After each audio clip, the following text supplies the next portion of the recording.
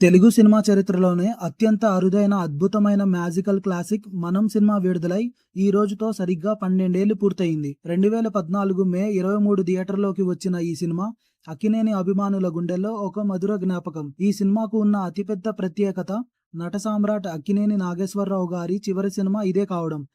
1941లో ధర్మపత్ని సినిమాలో ఒక చిన్న పాత్రతో వెండితెరకు పరిచయమై ఆ తర్వాత 1944లో వచ్చిన శ్రీ సీతారామ జననం సినిమాతో మొదటిసారి హీరోగా మారారు ఏఎన్నార్ గారు. అలా ఎన్నో శిఖరాలను అధిరోహించిన ఆయన 7 దశాబ్దాల సుదీర్ఘ నట ప్రస్థానం ఈ మనం సినిమాతో ముగిసింది. పునర్జన్మ మరియు శాశ్వతమైన ప్రేమ అనే సీరియస్ పాయింట్ ను ఎక్కడా కన్ఫ్యూజ్ చేయకుండా కామెడీతో స్క్రీన్ మీద ప్రెజెంట్ చేసిన దర్శకుడు విక్రమ్ కుమార్ మేధస్సుకు హ్యాట్స్ ఆఫ్ చెప్పాలి. తాత ఏఎన్నార్, తండ్రి నాగార్జున, మనవడు నాగ చైతన్య ఇలా 3 తరాల హీరోలు ఒకే స్క్రీన్ పై మ్యాజిక్ చేయడం మన టాలీవుడ్ కు లభించిన ఒక పెద్ద వరం. ఇక ఈ సినిమా విజయానికి మరో ముఖ్య కారణం ఇందులోని అద్భుతమైన మ్యూజిక్. అనూప్ రూబెన్స్ అందించిన ప్రతి ఒక్క పాట ఒక ఆణిముత్యం.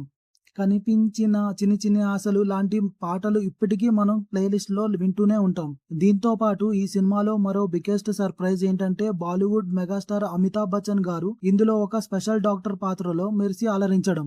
ఇక సినిమా క్లైమాక్స్ సీన్ లో అసలైన ట్విస్ట్ ఇస్తూ అక్కినేని అఖిల్ కూడా ఒక పవర్ఫుల్ గెస్ట్ రోల్ లో ఎంట్రీ ఇచ్చి ప్రేక్షకులకు మైండ్ బ్లోయింగ్ సర్ప్రైజ్ ఇచ్చారు. ఈ స్పెషల్ డే రోజున మనం సినిమాలో మీకు బాగా నచ్చిన పాట లేదా సీన్ ఏంటో కింద కామెంట్ చేయండి. అలాగే వీడియో నచ్చితే లైక్ చేసి మన ఛానల్ని ఇప్పుడే సబ్స్క్రైబ్ చేసుకోండి. Thank you for watching.